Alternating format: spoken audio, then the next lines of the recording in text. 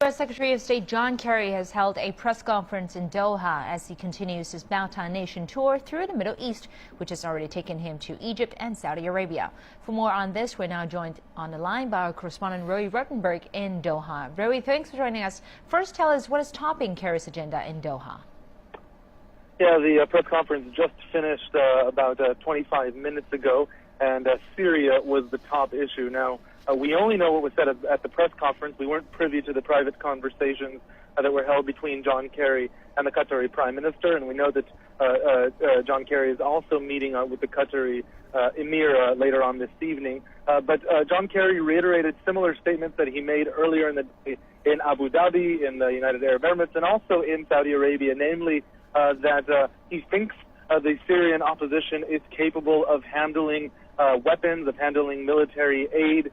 He feels comfortable with the type of guarantees that he's seen indicating that they're capable of doing so. He admitted that there can never be any 100% guarantees, but he says he's seen some of that changing in the last few months.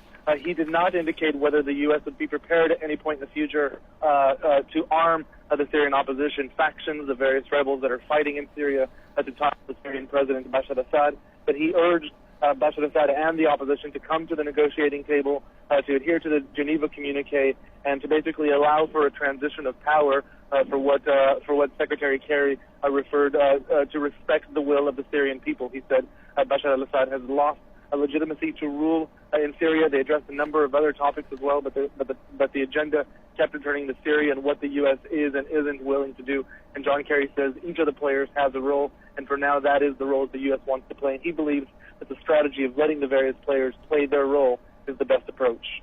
Well, apart from the Syrian issue, which is dominating the agenda, and how has Kerry reacted to DPRK's earlier announcement of scrapping the armistice agreement?